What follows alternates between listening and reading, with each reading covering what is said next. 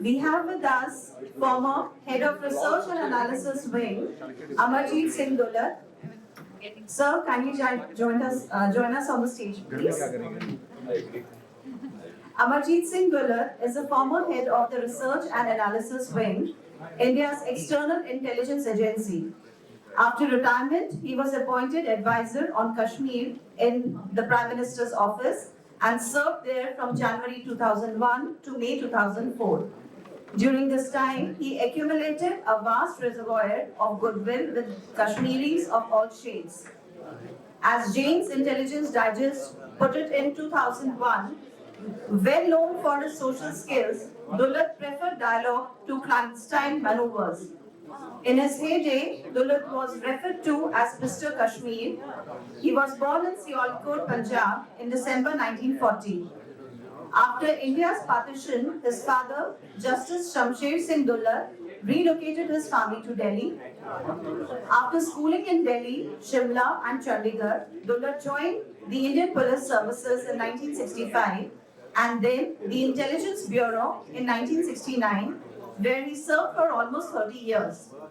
At the IB, he headed the Kashmir group during the turbulent 1990s till he joined and headed the RAW. He is the author of Kashmir, The Vajpayee Years, The Spy Chronicle, RAW, ISI and the Illusion of Peace, and Alive in the Shadows.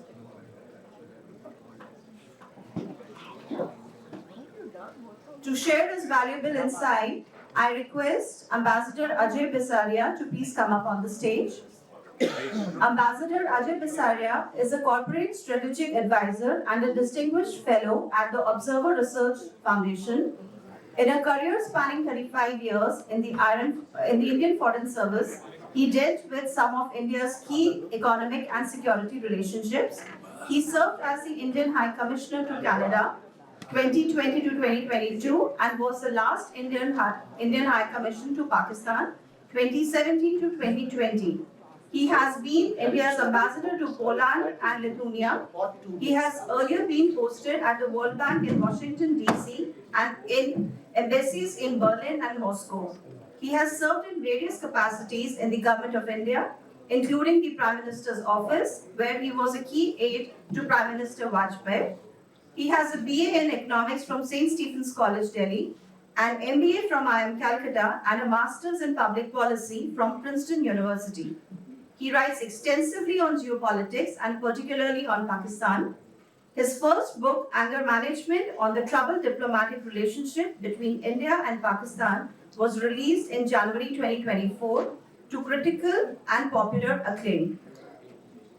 To moderate this session, we have Ambassador TCA Raghavan joining us.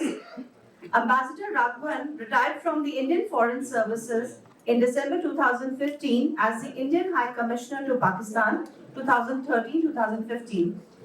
He had earlier served as Deputy High Commissioner in Pakistan and High Commissioner to Singapore from 2009 to 2013. During his last posting in New Delhi in the Ministry of External Affairs, Dr. Raghavan was Joint Secretary dealing with Pakistan, Afghanistan and Iran. He has also served in Kuwait, the United Kingdom and Bhutan. He was awarded a PhD by the Jawaharlal Nehru University in 1992 for his dissertation relating to the economic history of India. He has authored Attended Lords, Bairam Khan and Abdur Rahim, courtier and poet in Mughal India, History Men Jadunath Sarkar, G.S. Sardesai, Raghubir Singh and their quest for India's past and more. He assumed charge as Director General, Indian Council of World Affairs on 24th July 2018. Sir, we would like to have a group photograph first.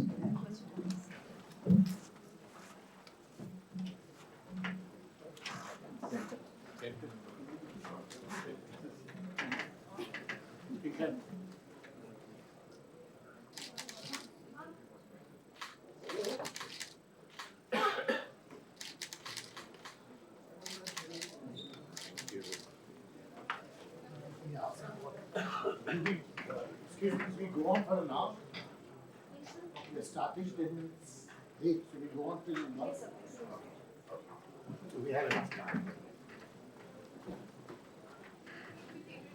So, good afternoon, ladies and gentlemen, and first of all, may I thank General Sharma for putting together this panel and inviting me to moderate it. It's always a great pleasure and a privilege to be on the panel, same panel as Mr. Dullab, and of course with Ajay Bisaria. Both of them have written two wonderful books in the recent past.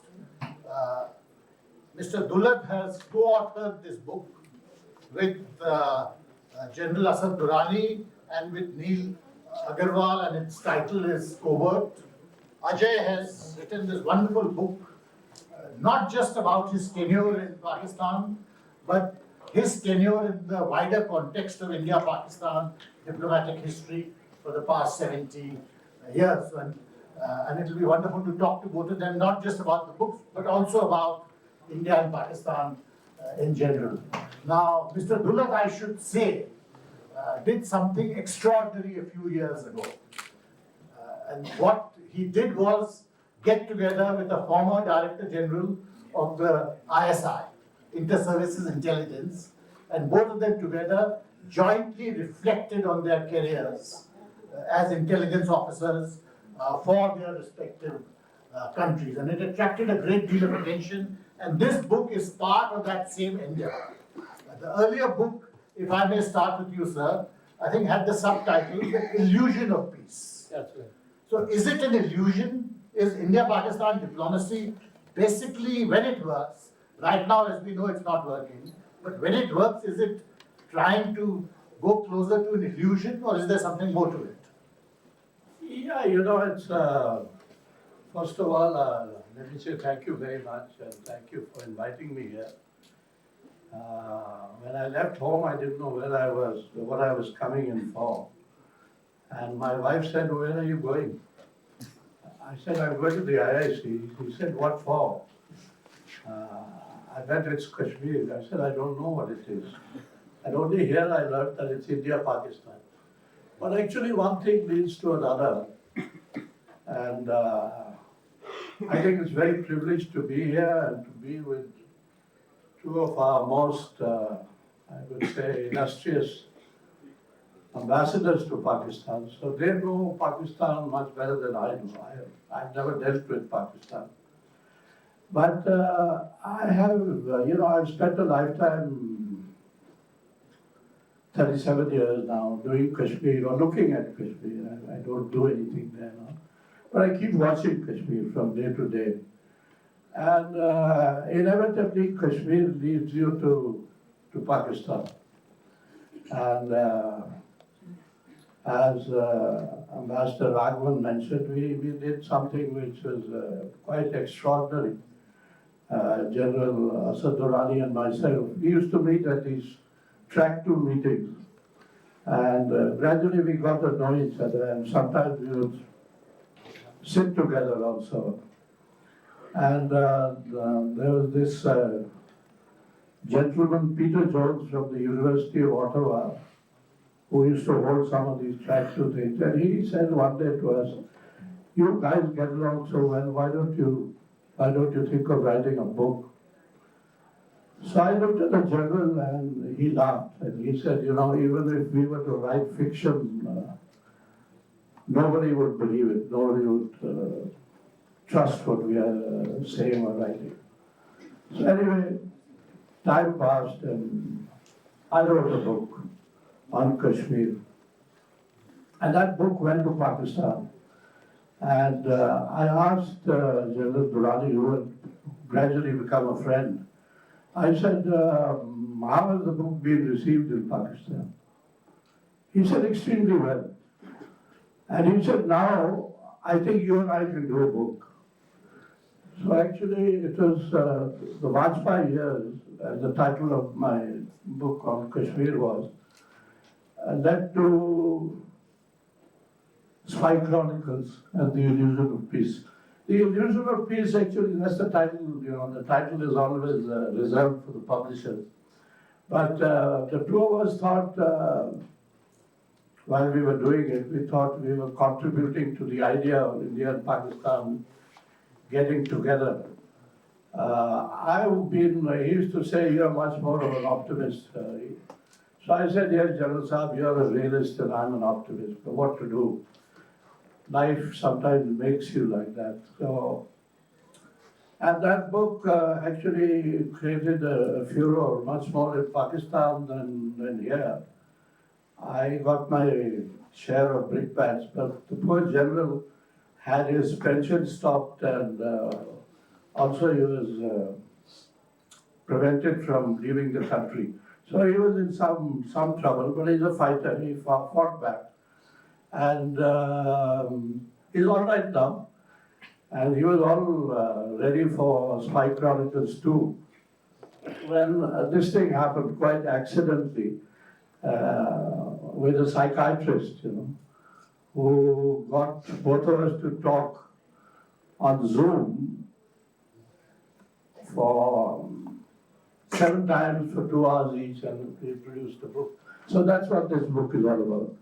Well, thank you very much, sir. And but you say you're an optimist, but at the same time you confess that the illusion of peace was the publisher's choice. So I'll come back to that, because I think many people think that it's not just a publisher's gimmick, but in fact, India-Pakistan relations, you're constantly in pursuit of an illusion.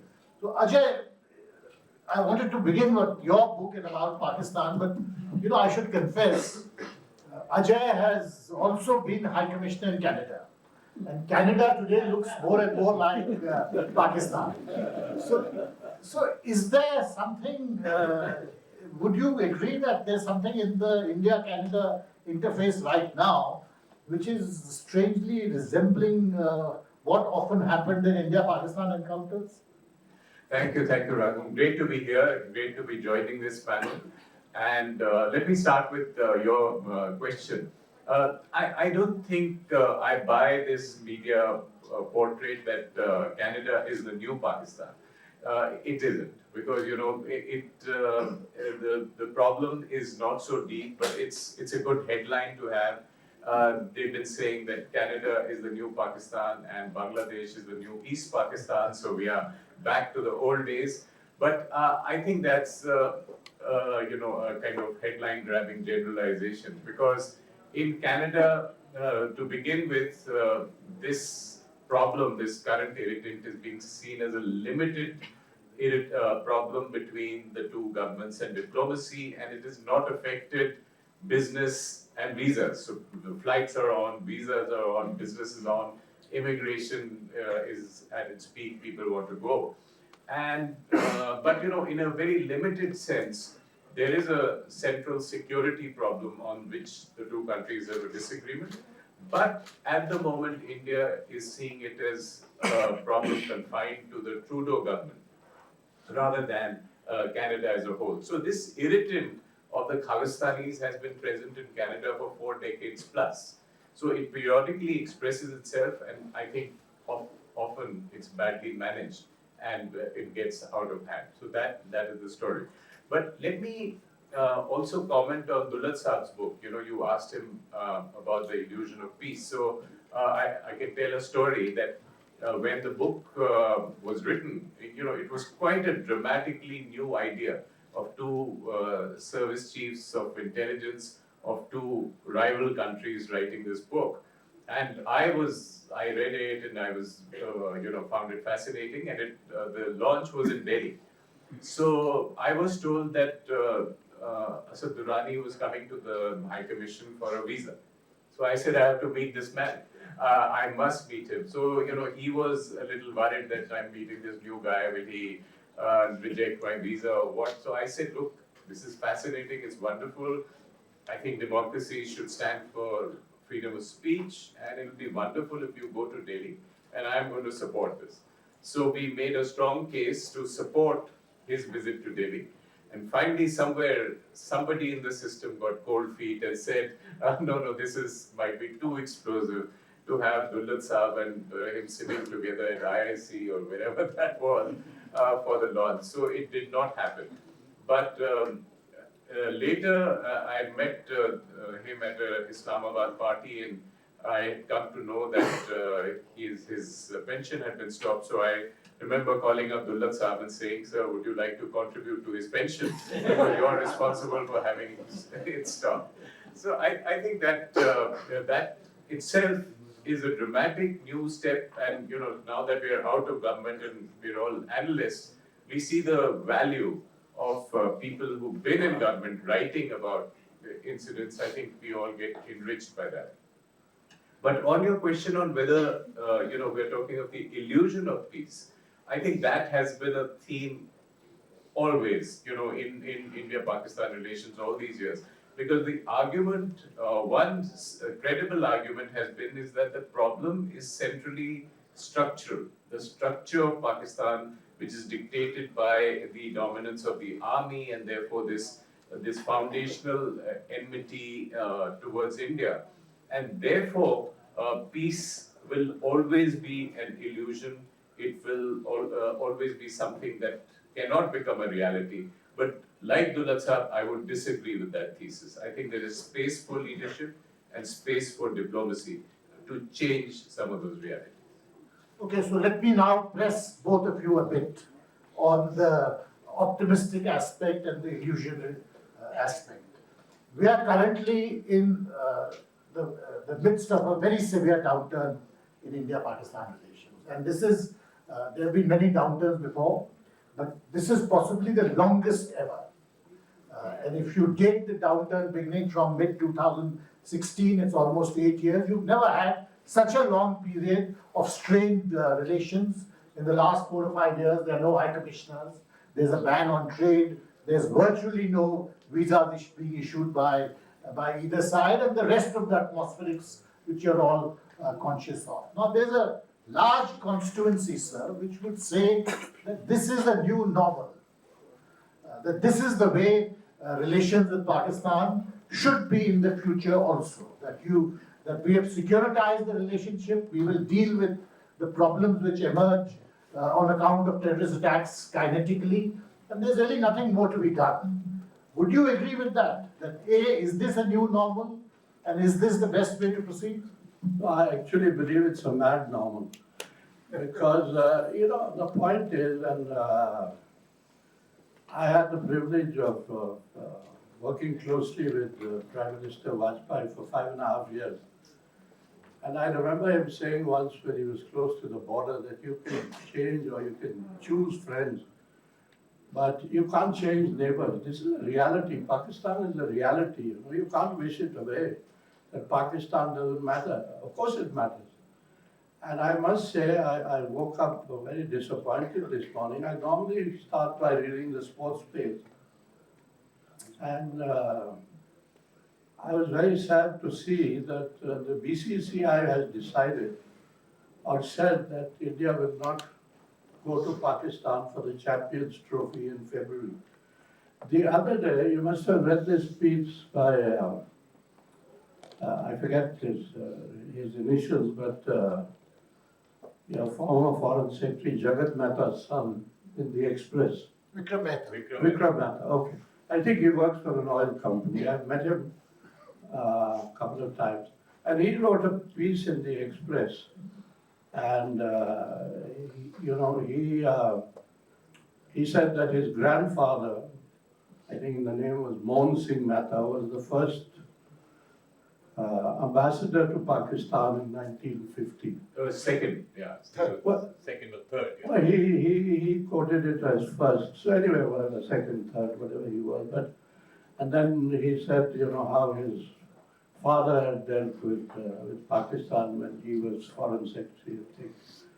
And then he mentioned that, he and Imran were together in Oxford.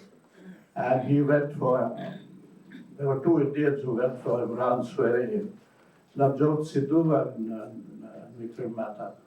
And in that piece, he said, he was hoping that India would join in the Champions Trophy in Pakistan. But alas, that has not happened. But the point is, I like my friend Azad Durrani says, you're an optimist. I've become more of a realist, but I would say that we have no option. What is the option? Does anybody think that we should go to war with Pakistan? You can ask anybody, ask any of the generals. They said no, no. So if war is not an option, what is the other option? The other option is to talk, to engage. I was reading somewhere that even chimps talk to each other, monkeys talk to each other. But India and Pakistan will not talk to each other. What sense does it make? To me, sorry to say, sir, I think it's the mad normal, if this is the normal. Well, thank you. Ajay, if I can just go back to something you said, because it will also bring in Mr. Dullat's other passion, which is Kashmir. You spoke about there being a structural problem in India-Pakistan relations. Now, is it a structural problem or is Kashmir the problem? I mean, there is a view, and this is a view which has been there for many years, that even supposing, and suppose is a big suppose, but still, even supposing you find a resolution to Kashmir which is mutually acceptable, it will not make really a difference to the nature of the India-Pakistan interface. Where would you weigh in on this debate? So I would certainly argue, and I've done that in my book, that it is a structural problem, and even if you magically solve the Kashmir issue, the problem remains. And my argument has been, and several before me, including academics, have made that argument, that the problem stems from an identity crisis in Pakistan, as an identity which was never defined at the foundational moment and never really resolved all through the years, and that expresses itself in a quest for security, a quest for identity, a quest for territory. So the quest for territory of Kashmir, the whole slogan of Kashmir Banega Pakistan, was a part of this larger structural problem, which also allowed the army to take over and capture the polity in a way that it has continued through, either direct rule for 35 years or hybrid systems. And in fact, we are speaking in a week where we've had a silent constitutional coup in Pakistan, where the army chief currently has declared himself that he can get an extension and be he has a tenure of 5 years, he can be there for 10 years. So, we've been reading about Pakistan where army chiefs had 3 or 6 or 10 years of tenure, depending on where they were, 3 years officially, 6 years with an extension, and 10 years if they launched a coup. And now he has it without needing a coup. He will be there for 10 years, and as a SOC, he's given the same thing to the air chief and the naval chief. But what we essentially have a system where I would argue the structure is of an army elite that has captured the polity and defines itself by a certain animosity towards India. But against that backdrop, I would argue that there is a lot of play for leadership, for diplomacy. And even if you take this decade, we could argue that the relationship plunged after you left Pakistan. You left. Actually, it did. You left in 2015, December, and 2016 was a bad year and it plunged. And since then, let's say we have a policy of no talks with terror. But even within that policy, there have been nuances. So I was High Commissioner for the Modi government for 2 years in that period. And within this negative cycle, there were micro cycles of positivity.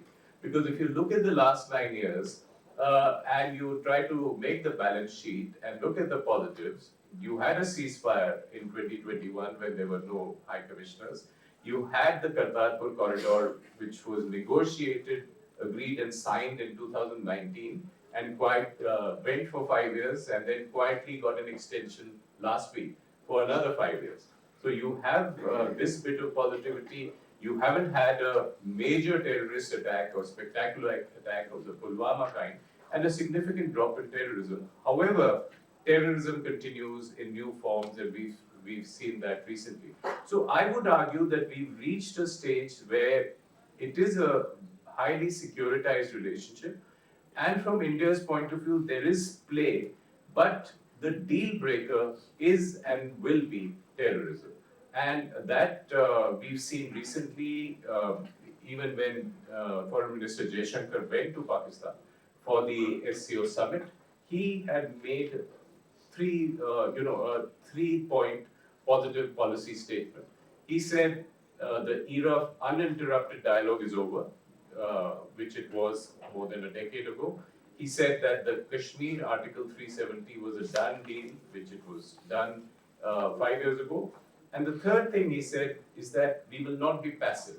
If Pakistan moves positively, we'll be positive. If it moves negatively, we'll be negative. So there was a message that in his going to Pakistan and in general, that if the security issue of terrorism can somehow be resolved, India would be willing to move forward in grabbing at least the low-hanging fruit. So do you think we have a bee in our bonnet about the Pakistan army? As Ajay said, we concluded a ceasefire on the line of control with Pakistan at a time when India-China relations were at their lowest ebb for at least in the last 50 years. And certainly the ceasefire meant that we would not be as stretched as we were, both in on facing the north and facing Pakistan. It did help a great deal. And this happened very much with the knowledge and with perhaps a push from the Pakistan military. We deal quite easily with militaries which run the roost in Myanmar or in Thailand. Do you think we have a bee in our bonnet about the Pakistan military? No, I don't think so. I think the bee in our bonnet is Pakistan. After all, we dealt with Musharraf. He was both army chief, president, everything. And I think he was the most reasonable Pakistani leader that I have seen on Kashmir in the last 30 years.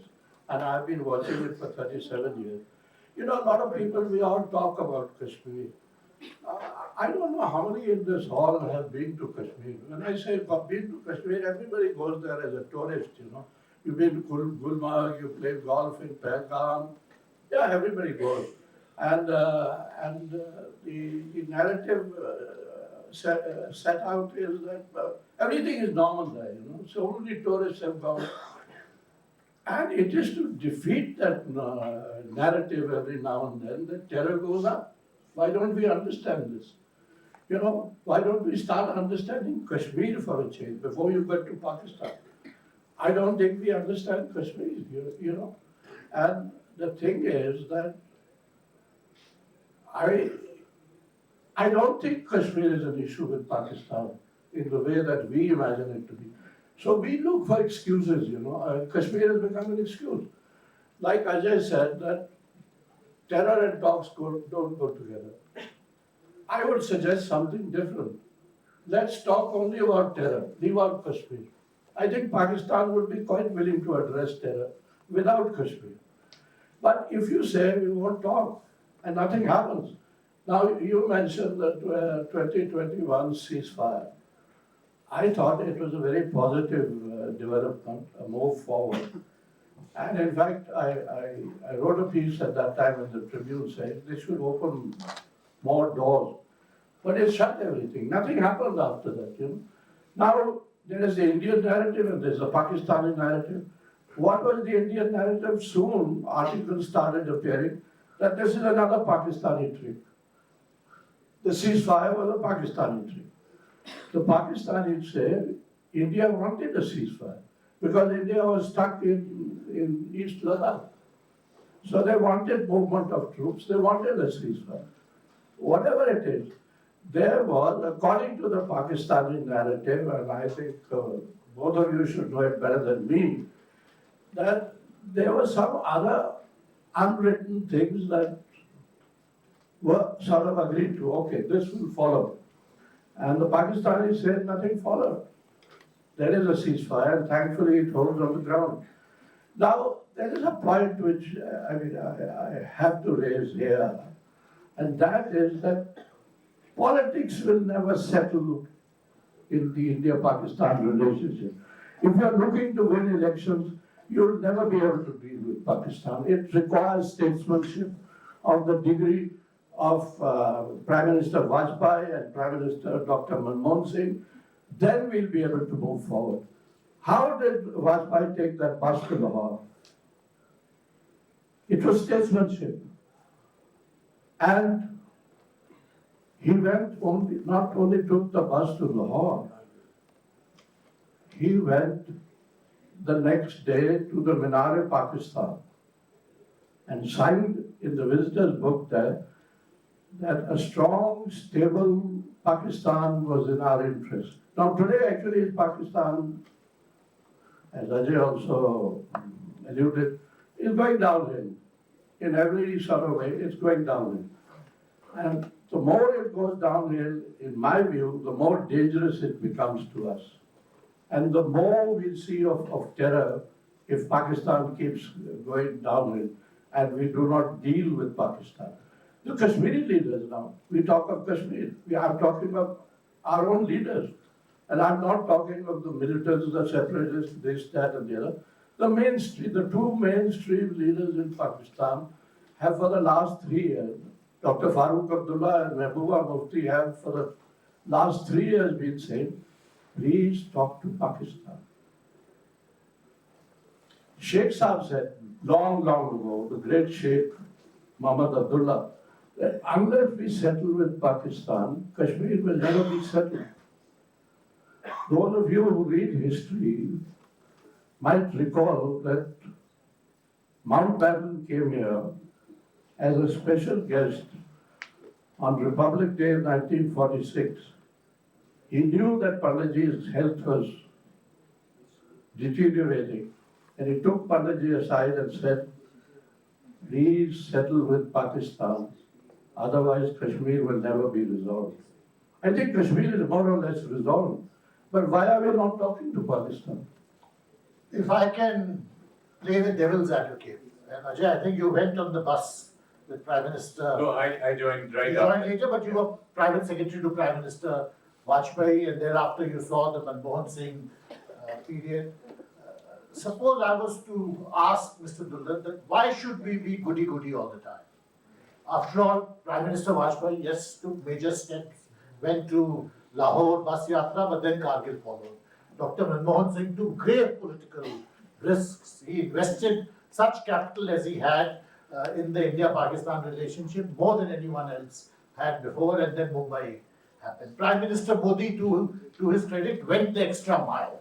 And I was in Lahore when he visited for Nawaz Sharif's granddaughter's wedding, but each time there was a severe rebuff. And in the end, we are a democracy. You are answerable to public opinion and to public sentiment. Does it put too much of a burden on our political leadership to expect them to take these major steps and risks all the time?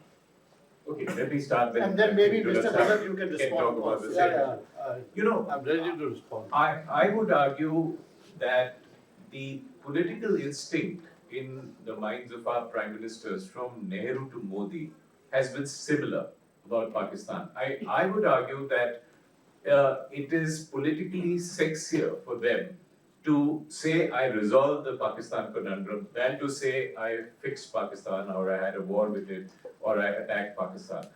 And I would say if you look at the evidence in history, each prime minister tried in their own way. Mrs. Gandhi's time was different. There was 1971. That was a different historical circumstance.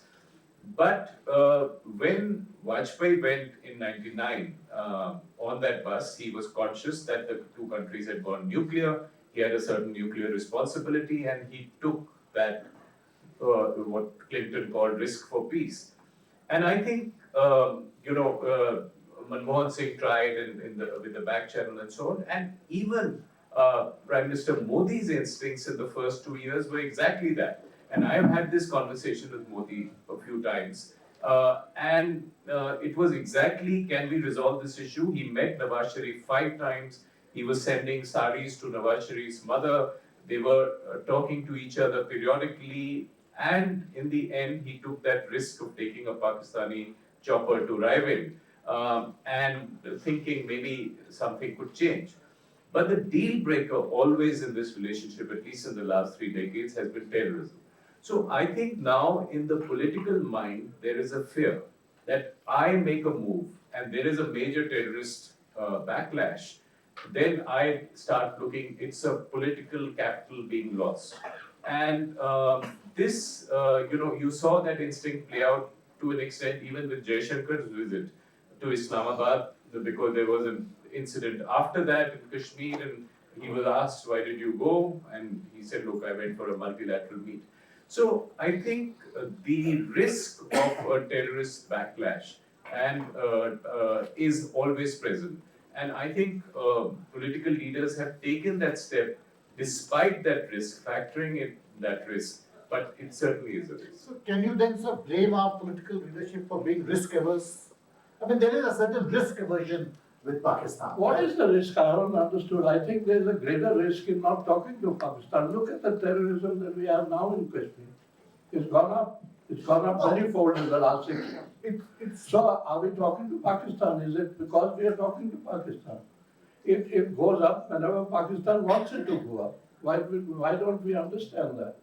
And I don't know what the mood in Pakistan is all about, but from whoever I talk to, whenever I've talked to Pakistanis, they always say, why can't we move forward? Why can't we do something to move forward?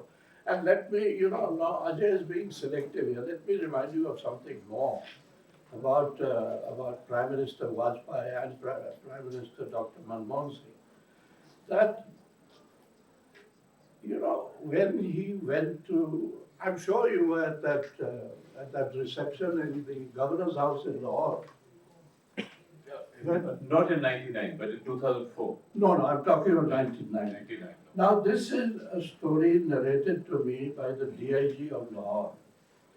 He said that, in the morning, Atalji had gone to Minar-e-Pakistan.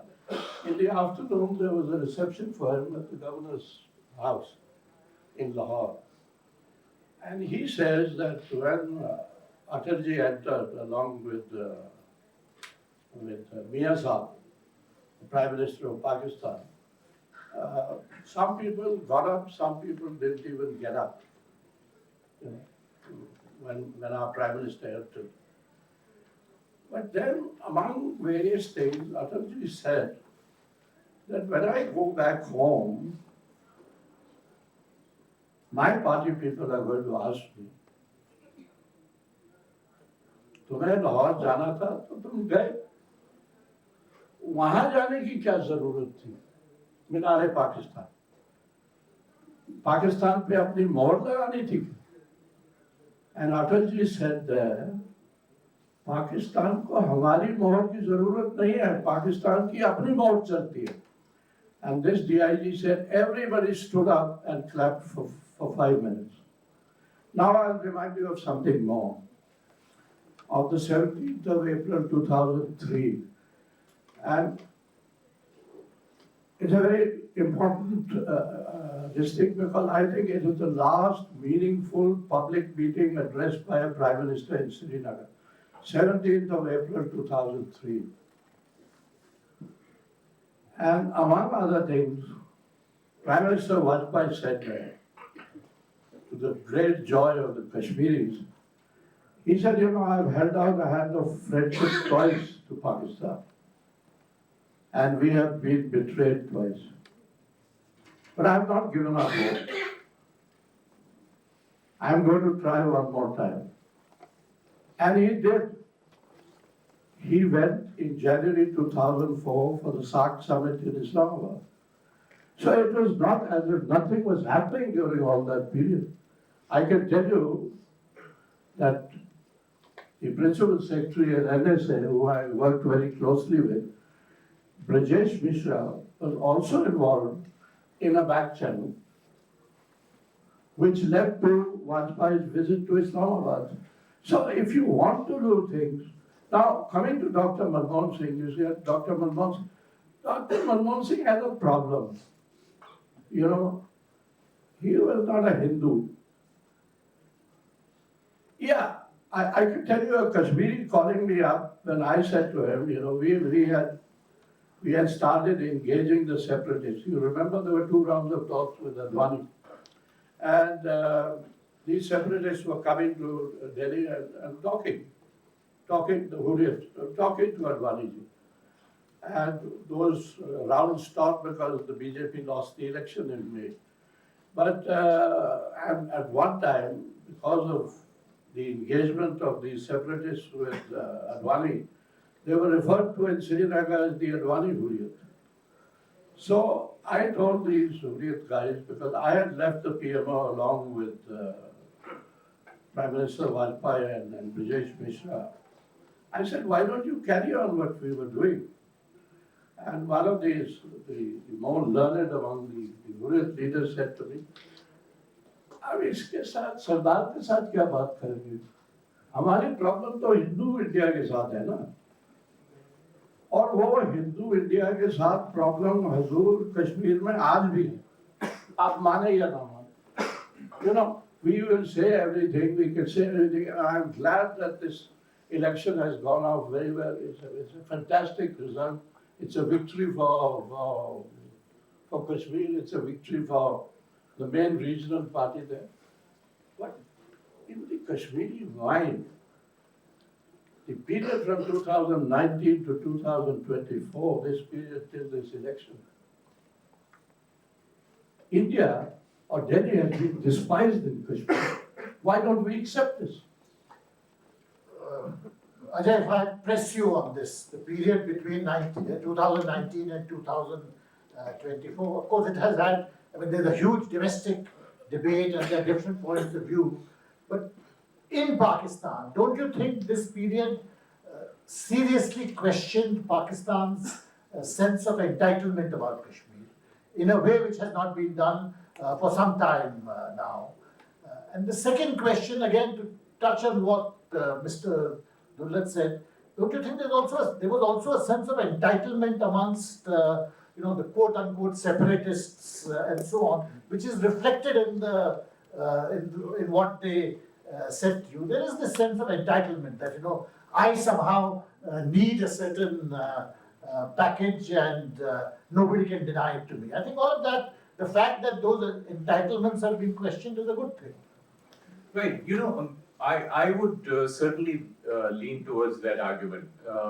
And just to respond more broadly to the points Dullat Saab is making, one, I would certainly agree on the need for communicating with Pakistan, either back channel or front channel or whichever way, because I think the situation now, and particularly after Pakistan is going through a poly crisis and possibly its weakest moment in its history from 2021, the power differential between us is 10x in terms of GDP, in terms of military capacity, in terms of national capacity. And my fear is that we are perhaps moving to postures, or some people are recommending a posture from the 90s, 2000s. We could argue there was a strategic obsession about Pakistan. We might be veering to the other end towards strategic neglect, which I think is dangerous because it is a strategic challenge. Israel saw that in October last year. They thought Gaza was a settled issue and not a strategic challenge. That strategic neglect can have terrible consequences, especially in terms of terrorism. The second point I would make is that, on the Kashmir issue, much has changed from the Vajpayee era. Because now with 2019 and Article 370 and 5 years gone, I think in the Indian policy mind, the conflation between Pakistan and Kashmir will no longer exist. Pakistan will be treated as foreign policy, and there could be a conversation and negotiation about a border, as with China, but a Kashmir conversation is an internal conversation. It's domestic policy. And I don't think we will have a situation of an Indian political leader going to Kashmir and pandering to anyone's sense of entitlement about saying that we will have a certain policy towards Pakistan. It will be independent and a sort of federal policy. So I think that is something that has that changes dramatically. Okay, I know we can keep discussing this forever, but I'm sure there are many questions from the audience. I did want to touch on one more point, but I'll give the audience an opportunity first. So I'll take 2-3 questions together and then ask both Ambassador Bisaria and Mr. Dulab to respond. Yeah, please go ahead.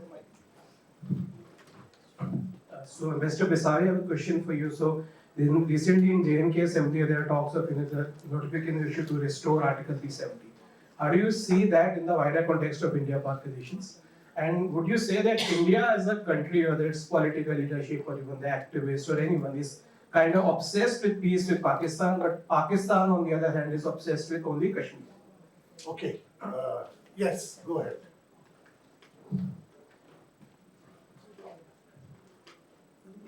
Firstly, I'd like to, Kashmir by itself is a separate issue. I'll deal with Pakistan only. But I'd just like to say with all humility, sir, this audience sitting here, particularly I can say for the armed forces fraternity, they know Kashmir quite a bit, sir. And besides the combat part, they have done quite a service in winning hearts and minds of Kashmiri people. And lots of Kashmiri people recognize it. So, out of this audience, the people who belong to service fraternity, they know Kashmir quite well. So I can vouch for that. That's one thing. Agreed. Okay. Okay, second thing, sir, I like to say, we have, I'll start with Manishankar Iyer's My Kashmir Papers. Where he You can be says, brief, yes. So Okay, what is your okay. question? He says the issue was Pakistan's representative was anti-India and Islam. The author of Indus Saga says, right after 700 AD, we have already been there in some form or other.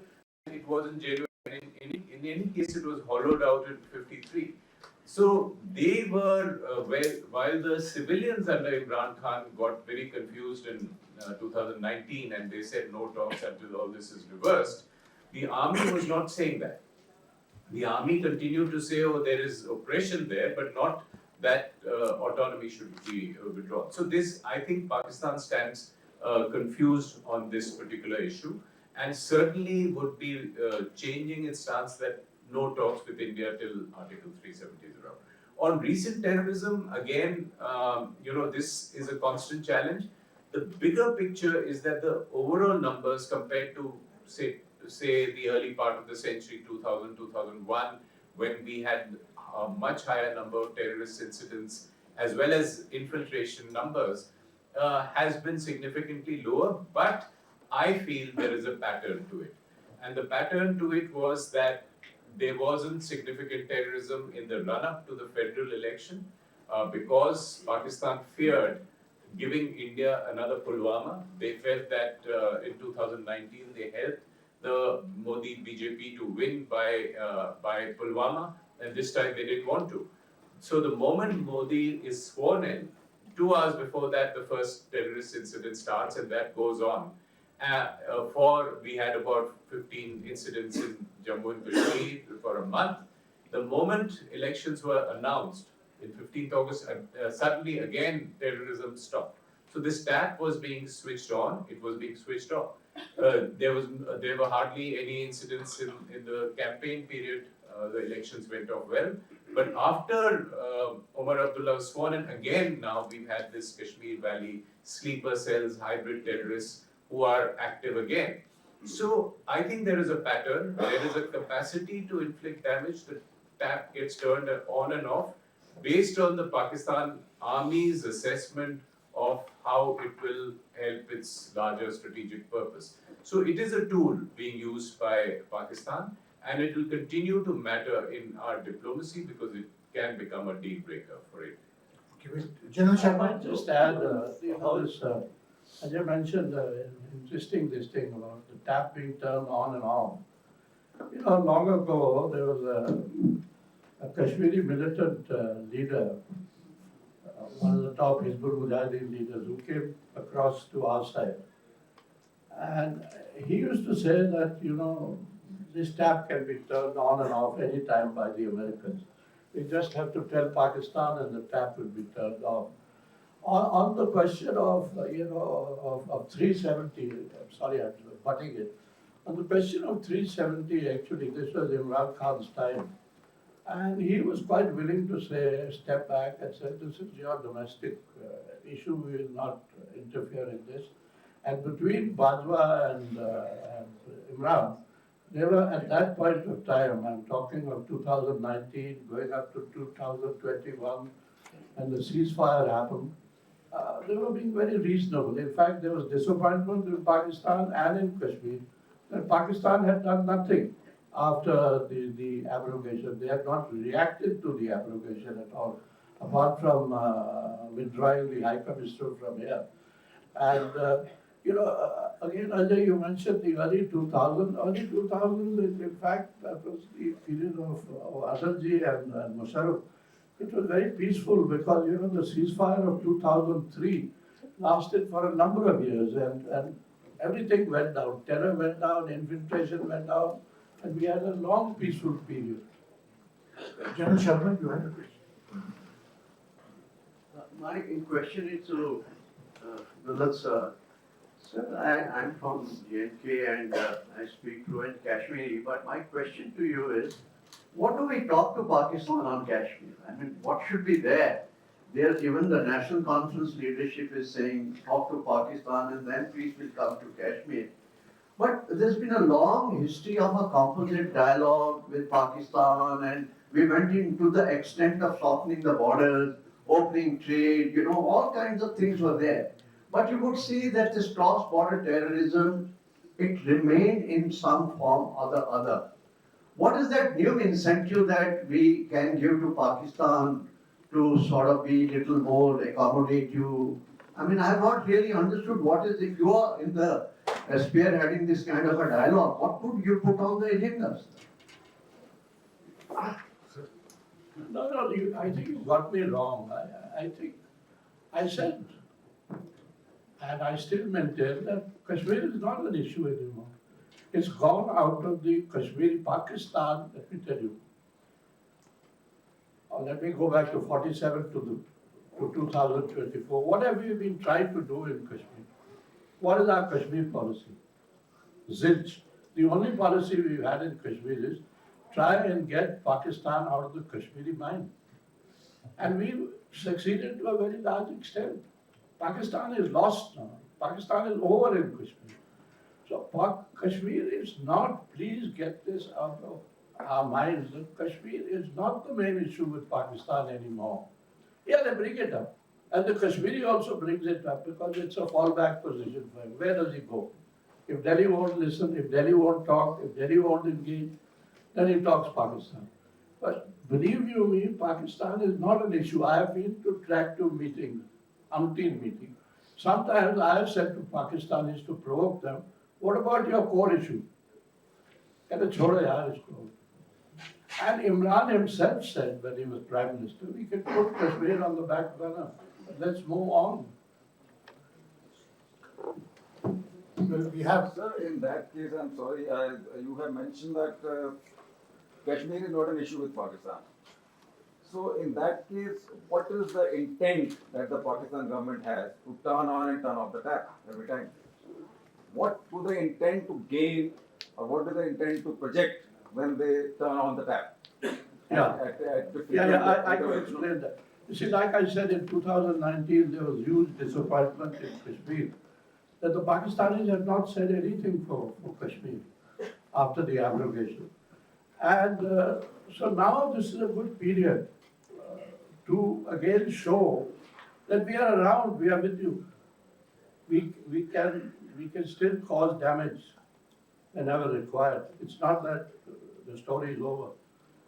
But what I'm trying to say is, and I'm trying to say what these two wise ambassadors of ours should say, that it's a diplomatic matter in which Kashmir can be left out. It's not It's not a military thing, you know. But whenever they want to create. Yeah, we've got your point. Ajay, would you like to come in? That can we leave Kashmir out in talking to Pakistan? You know, I think we are repeating a conversation that we've really had for several decades. You know, the policy dilemma in India's mind has always been, will help with talking to Pakistan help, will not talking to Pakistan help, on the issue of terrorism. Now, on the issue of Kashmir, we settled it a while ago, at least after 1994. India says there's no problem talking about Jammu and Kashmir, as we would discuss the border with any foreign country. Because after 94 and our parliamentary resolution, we said, okay, from India's point of view, the issue is how to get POK back, which is in your custody. And Pakistan might want to frame it to their advantage. And why I think this continues, because the default position of Pakistan's army, which lacks imagination, is to continue trying to create trouble in Kashmir and not let India get away with the narrative that all is normal to back-to-back federal and provincial elections and no violence. India is heading to integrate Kashmir and normalize Kashmir. That is not acceptable to them in their mindset, because they want to give the impression of a Kashmir inferment. Well, thank you very much. We can continue this discussion for a very long time, but we've run out of time. So may I thank firstly the audience, then the USI and General Sharma for arranging this, and also the two panelists. The two takeaways I think which are important and on which most of us agree. Firstly, the point made that you can't graduate beyond your neighborhood. Your neighborhood has to remain central. So this point about strategic neglect is something we should bear in mind. And secondly, as Mr. Dulat says, you cannot not engage with your neighbors regardless of the intensity of the problem or the provocation you think you are facing. So on that note, thank you very much, ladies and gentlemen, and have a good lunch. Thank you so much, sir. Ladies and gentlemen, there is a military band performance by Indian Navy.